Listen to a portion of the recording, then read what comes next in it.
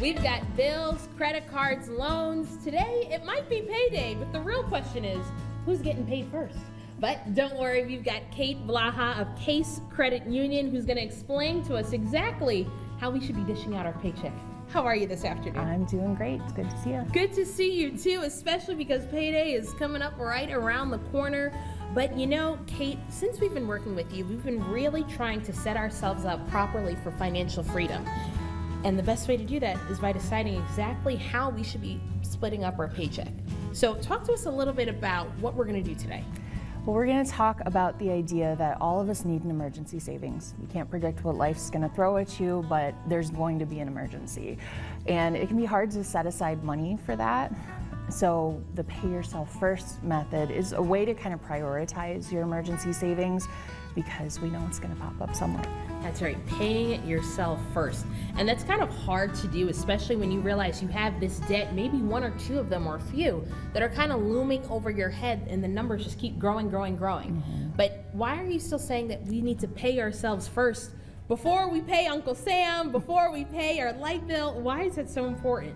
I would say most of us live paycheck to paycheck, Americans in general, and a lot of us aspire to save, but we get in this cycle of we get our paycheck, we spend it on our bills and the other things we spend money on, and then we hope to see what's left over to save, but there's often not a lot left over. So kind of switching that around a little bit with pay yourself first is get your paycheck, save something right away. And auto pay is a great tool, or if you stash it in an envelope, whatever system works for you, do it before the bills start coming out, before you start spending on those other things, because oftentimes the money is there. It just is how much can you afford. That's right. So paying yourself first, in essence, really is building your emergency fund. Now, I know you just mentioned auto saving. Talk to us about a few other methods that we can use to ensure that we always pay ourselves first. Sure. So the first thing, like so many money things, is you kind of got to take a hard look at your spending, because it's easy to sort of do that mental accounting where you think you're not spending so much on the wants in your budget versus the needs, but maybe there's room for improvement. So that's always step one. Look at what you're spending. What can I afford? Because you still have to prioritize your other bills.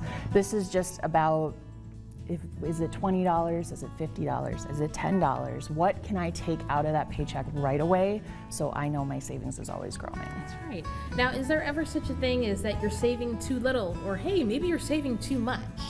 Neither. I don't think so. I mean, short of not being able to pay your rent, make sure the lights are on, all of those basic things are taken care of. Emergency savings, we usually start, the first target is about $400, because that's the type of bill, like your fridge going out, a car repair, someone sick in the family. A huge emergency, just like you said. Yeah, and it can just throw you off on that paycheck to paycheck cycle, and then things start ending up on a credit card, or it takes away from another bill that you need to pay. So I would start with that. But there's no too small amount of savings. What if you had 1 month's rent stashed away in case you lose your job, or 1 month's of expenses? So really, any kind of safety net is going to pay off. And Kate, just in case we need a little help staying on that track and even staying motivated and encouraged through this process, how can we work with you and the rest of your colleagues at Case Credit Union? Sure. So the first resource I'll point you to is free financial counseling for individual attention.